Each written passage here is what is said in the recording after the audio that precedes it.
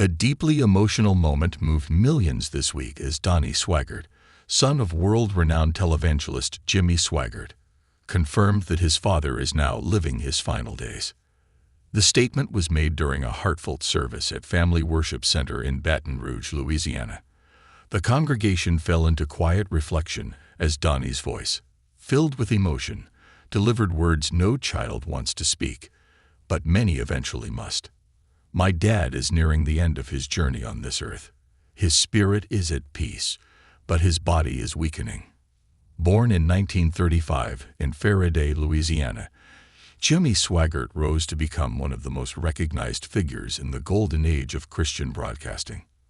By the 1980s, his gospel programs reached thousands of homes worldwide, impacting believers across continents. His preaching style, passionate, musical, and deeply spiritual, made him an unforgettable voice in the lives of millions. And now, in the closing chapter of his life, he is not just a preacher, but a revered spiritual elder quietly nearing the finish line of his extraordinary journey. In a moment that brought many to tears, Donnie Swaggart offered an unfiltered look at the sacred space his family now occupies, one filled with prayer, memories, and the gentle, painful process of letting go. "Every day I see him," Donnie said softly, "I grow more certain that he's about to meet the Lord he served so faithfully all his life." Gone are the days of large revivals and thunderous messages. Today, Jimmy spends most of his time at home, surrounded by loved ones. His movements are slower and conversations more limited. But within that quiet, something powerful remains: his unwavering faith. Donnie shared how, even now, his father hums hymns under his breath, lifts his Bible with trembling hands, and whispers prayers when he thinks no one is listening. Though his voice is softer, the fire of belief still burns within him, a guiding light for his family during these final days. "He may not preach from the pulpit anymore," Donnie said, "but with every breath, he's still teaching us how to live and how to finish well."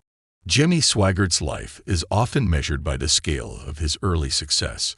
Thousands in packed arenas, millions watching on television, his name synonymous with the rise of global televangelism. But a more honest and complete portrait must include not just his soaring achievements, but also the valleys he walked through, and, more importantly, how he rose again after them. Like many highly visible spiritual leaders, Swaggart experienced seasons of both public triumph and personal challenge. While he once stood as a towering figure in Pentecostal broadcasting, a symbol of revival and renewal in the 1970s and 1980s, his journey took an unexpected turn that tested not only his ministry but the very core of his identity. When that moment came, when scrutiny, controversy, and public disappointment cast a long shadow over his platform, many expected him to retreat quietly, never to be seen again. After all, the world can be unforgiving. For many public figures, one stumble can erase decades of work. But Jimmy Swaggart made a different choice. He did not walk away. Instead, he did what very few in such a position have the humility and resilience to do. He stayed, not for applause, not to reclaim his former popularity, but because deep down, he believed that his calling from God had not expired, even if his influence had been shaken. In the years that followed, Swaggart began the difficult task of rebuilding, not just a ministry, but a life. His return wasn't flashy. It wasn't announced with fanfare or accompanied by multi-million-dollar tours. Rather, it was quiet, steady, and anchored in deep personal commitment. Through perseverance and a renewed sense of purpose, he established the Son Life Broadcasting Network, SBN. This new platform was more than a return to the airwaves. It was a second chance, an opportunity to reconnect with people not as a perfect preacher, but as a real man who had walked through disappointment and found grace on the other side. SBN began to broadcast sermons, gospel music programs, Bible teachings, and worship services once again, this time to an audience that had changed. Some were longtime supporters, others were new listeners who were drawn to a message that wasn't polished, but authentic. And slowly, a new form of respect began to grow. While his global audience may have been smaller than during his heyday, what deepened was the intimacy between Swaggart and his viewers. He was no longer just the booming voice behind the pulpit. He was someone who had known brokenness, had made mistakes, and yet had refused to let failure be the end of his story.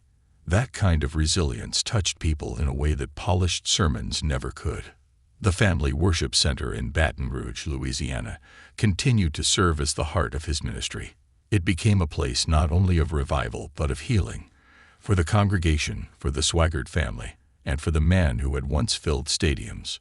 Week after week, Swaggart would step behind the pulpit, older now, slower in gait, but filled with the same conviction that had fueled him in his youth. What had changed was not the message, but the messenger. The fire remained, but it now came with wisdom. His voice, once filled with thunder, had softened, but the words carried weight, forged by experience and years of soul-searching. By his side stood his son, Donnie Swaggart, who had witnessed his father's highs and lows. Donnie became more than an heir. He became a partner in restoration, helping guide the ministry forward while honoring the legacy of its founder. In time, Donnie's own son, Gabriel Swaggart, stepped into leadership, representing the third generation of Swaggarts devoted to sharing the gospel. This generational continuity became a symbol in itself, not just of family loyalty, but of spiritual endurance. The Swaggart name, once threatened by scandal and sorrow, had not only survived but transformed. The ministry had become a living testimony of redemption and perseverance. People who came to Family Worship Center or tuned into SBN weren't looking for flawless heroes. They were seeking real voices that could speak to pain, failure, and the possibility of restoration. And Jimmy Swaggart, through his return, through his music, and through his presence, gave them that voice. He never shied away from what happened. He never tried to rewrite his past. Instead, he walked forward in humility, carrying both his regret and his hope like two pages of the same story. In doing so, he proved that a fall doesn't define a person. How they rise afterward does. For many who watched from afar, Swaggart's journey reminded them of a biblical truth, that the greatest stories in Scripture are not of those who never stumbled, but of those who fell and still finished strong. In a world where leaders are often discarded after mistakes, Jimmy Swaggart's enduring presence offered something radical, the image of a man who stayed, prayed, and served long after the headlines faded. He might not have reclaimed the global spotlight, but he regained something far more valuable: the trust of those who saw not just his strength, but his vulnerability. In the later years of his life, Jimmy Swaggart's ministry became less about numbers and more about depth. It became about relationships, between generations, between the church and its community, and between one man and the God he had never stopped loving. His sermons were quieter, his steps slower, but his heart remained steady. And in every message he preached, every hymn he sang, and every moment he stood behind that pulpit, you could hear it clearly, not just a man preaching the gospel, but a man living it, through grace, through struggle, and through the power of starting over. Today, the Swaggart name continues through Donnie and Gabriel, both active leaders in the ministry. What began as one man's calling has become a multi-generational mission. But now, as Donnie stood before his congregation, his voice steady but his heart clearly aching, he acknowledged the moment everyone had sensed was near. I'm ready to let him go. It's not easy, but his life has been full.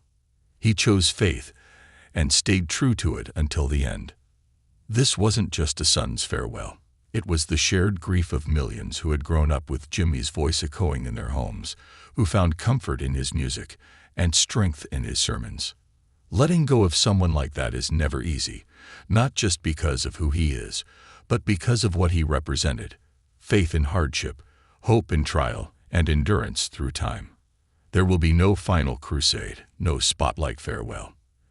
Instead, Jimmy Swaggart's goodbye is happening in the silence of hospital rooms, in whispered prayers, and in hymns that drift through his home. And in that stillness, there is beauty.